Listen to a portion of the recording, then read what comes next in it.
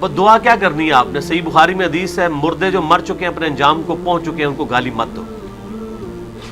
البتہ مردوں کی برائی کے ساتھ ذکر ہو سکتا ہے، اور وہ برائی جس کی وجہ سے امت افیکٹی ہو۔ آپ کل کو کوئی کہے گا جی غلام احمد قادیانی تو مر چکا ہے، اس کو برا کہنے کا کیا فائدہ؟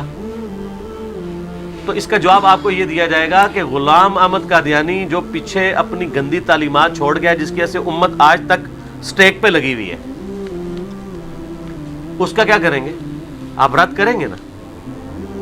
اور بائی نیم ہی کریں گے۔ یہ کہتے ہیں نام نہ لو، تو بائی نیم کریں گے۔ تو یزید ابن معاویہ کا ایفیکٹ جو مسلمانوں پہ ہوا ہے وہ غلام احمد قادیانی سے بہت بڑا ہے۔ پوری امت دو ٹکڑے ہو گئی ہے، یہ تو ایک چھوٹا سا فرقی بن کے لادا ہوئی ہے نا، تو پوری امت میں درار ڈال گئی ہے، اس کا آپ کیا کریں گے؟ تو یزید ابن معاویہ پہ آپ لعنت کرنے کے بجائے اتنی دیر فضائل اہل بیت بیان کریں۔ باقی اعلیٰ حضرت امام رضا بریلوی صاحب کا فتویٰ ہے، بریلویوں کے لیے عرض کیا ہے، وہ کہتے ہیں ہم یزید پہ لعنت نہیں کریں گے، لیکن جو لعنت کرے گا اسے روکیں گے بھی نہیں، ہم سکوت اختیار کریں گے، کیونکہ امام حنیفہ نے سکوت کیا ہے، اور ہم یزید کے کفر کے معاملے میں بھی سکوت اختیار کریں گے۔ اور انہی کے بڑے بزرگ امام غزالی تو بہت آگے چلے گئے، انہوں نے کہا کہ یزید سے کوئی قاتلین حسین ہونا ثابت نہیں ہے، الٹا جو کوئی ایسا کرتا ہے وہ جھوٹی تہمت لگاتا ہے، اس پہ تہمت لوٹ آئے گی۔ تو پوری بریلویت جو ہے وہ امام غزالی ختم کر گئے، حالانکہ ہم تو ان کو اپوز کرتے ہیں کہ وہ غلط انہوں نے بات کی ہے،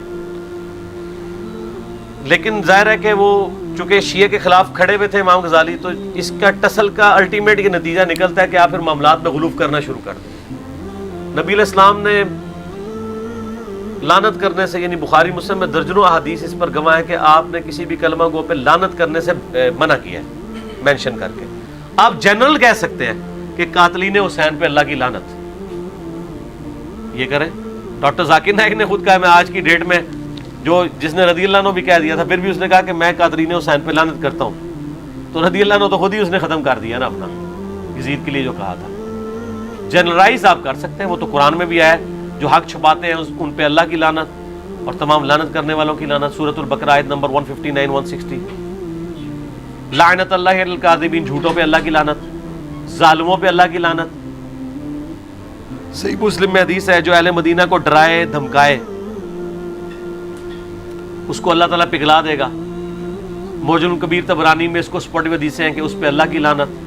تمام فرشتوں کی لعنت، تمام لعنت کرنے والوں کی لعنت۔ صحیح مسلم میں حدیث ہے، جو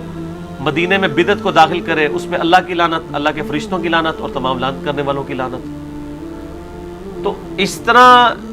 جنرلائز آپ فارمولے کے طور پہ تو کہہ سکتے ہیں، بائی نیم مینشن کر کے لعنت کرنے کی ضرورت نہیں، لیکن اس کا یہ مطلب نہیں کہ وہ لعنت کا مستحق نہیں ہوا۔ آپ جھوٹ بولیں گے تو میں آپ کو لعنتی نہیں کہوں گا، میں یہ ضرور کہوں گا کہ آپ نے جھوٹ بولا ہے اور قرآن میں جھوٹے پہ لعنت آئی ہے۔ تو یزید نے ظلم کیا ہے، قرآن میں ظالم کے اوپر لعنت آئی ہے۔ یزید نے فساد فی الارض کیا ہے، واقعہ حرہ کی شکل میں، خانہ کعبہ پہ چڑھائی کی شکل میں، اور سب سے بڑھ کر کربلا کی شکل میں، تو وہ لعنت کا مستحق ہو گیا فساد فی الارض کی وجہ سے خود بخود۔ لیکن آپ خود مینشن کر کے نہ کہیں، آپ جنرل یہ بات کریں۔ اور میں تو کہتا ہوں جتنا ٹائم ان لوگوں پہ ضائع کرنا ہے، آپ غلطی ہائی لائٹ کر کے سائڈ پہ ہو جائیں، فضائل اہل بیت بیان کریں، جس طرح ہم برادران یوسف کی غلطی ہائی لائٹ کرتے ہیں قرآن کی روشنی میں، اور آج تک مثالیں دی جاتی ہیں، لیکن آپ برادران یوسف پہ لعنت تو نہیں کر رہے ہوتے۔ پلید تو ہے نا جی، اس نے پلیدی تو کی ہے، اور یہ زیادہ تر اعتراض اس پہ اہل حدیث کریں گے تو ان کو بتائیں کہ آپ کے جو بزرگ ہیں نا انڈیا پاکستان بنگلہ دیش میں، شاہ اسماعیل دہلوی جنہوں نے تقویۃ الایمان لکھی ہے، ان کی کتاب چھپی ہوئی ہے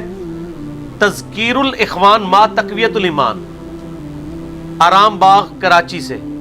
میرے پاس وہ پڑھی ہوئی ہے، ہم نے جے پی جی بھی اس کا ایک کلپ میں لگایا تھا۔ وہ تو جب بھی یزید کا نام لیتے ہیں تو لکھتے ہی یزید پلید ہے، حتیٰ کہ انہوں نے جو حدیث مسند احمد میں ہے نا کہ ایک دوپہر عبداللہ ابن عباس نے خواب میں نبی علیہ السلام کو دیکھا کہ خون کی شیشی اٹھائی ہوئی ہے، پرانگدہ بال ہے، اور آپ صلی اللہ علیہ وآلہ وسلم پریشانی میں کھڑے ہیں،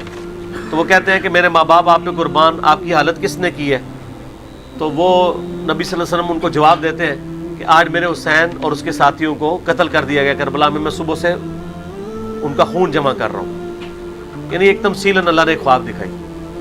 تو ابن عباس کہتے ہیں میں اٹھا، میں نے وہ دن اور تاریخ نوٹ کی اور بعد میں خبر ملی، ظاہر انٹرنیٹ کا دور نہیں تھا، کچھ ہفتے بعد خبر آئی کہ اسی دن حسین ابن علی کو شہید کیا گیا تھا۔ اس حدیث کو نقل کر کے شاہ اسماعیل دہلوی تذکیر الاخوان ما تقویۃ الایمان میں لکھتے ہیں کہ یہ حدیث اس بات پر گواہ ہے کہ نبی صلی اللہ علیہ وآلہ وسلم اللہ کی جنتوں میں حسین ابن علی کی شہادت کے اوپر غم زدہ ہیں، اور وہ یزید پلید، بار بار یزید پلید کا لفظ لکھتے ہیں، تو وہ پلیدی تو اس نے کی ہے، تو اگر کوئی اس کے لیے فاسق بھی استعمال کرے، فاجر بھی، ان کو چھوڑ دیں۔ سلکبرا البیہقی میں عمار ابن یاسر کہتے ہیں اہل شام کو کافر نہ کہو بلکہ کہو یہ فاسق اور ظالم ہے۔ اگر صفین لڑنے والے جن میں اصحاب بھی شامل ہیں، عمار ابن یاسر سلف کا فہم، اس سلف کا فہم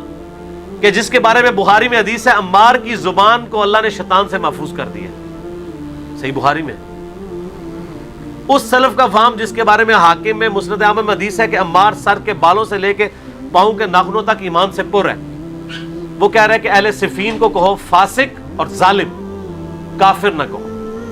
اہل صفین اگر فاسق اور ظالم ہے، ان کا بچہ بچونگڑا یزید تو کسی کھاتے میں نہیں آتا، ٹھیک ہو گیا۔ اور یہ پرانے سارے کہتے تھے یزید پلید، یہ اہل حدیث جو آج ٹھیکیدار بنے ہوئے نا یزید کی، ان کو پوچھیں آپ کے سارے بزرگ، نواب صدیق حسن بھوپالوی کے احسانات ہیں اہل حدیث کے اوپر، اگر وہ نہ ہوتے سب کانٹیننٹ میں اہل حدیثیت زیرو ہے، اسی نے مال لگا کے کتابیں ٹرانسلیٹ کی، اور پورا یہ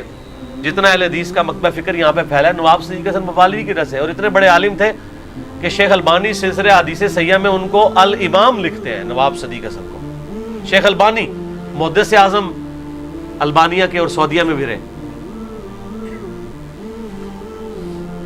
تو نواب صدیق حسن بھوپالوی تو یہاں تک لکھتے ہیں کہ حضرت معاویہ کی جنگیں حضرت علی کے ساتھ دنیاوی لالچ سے خالی نہیں تھی،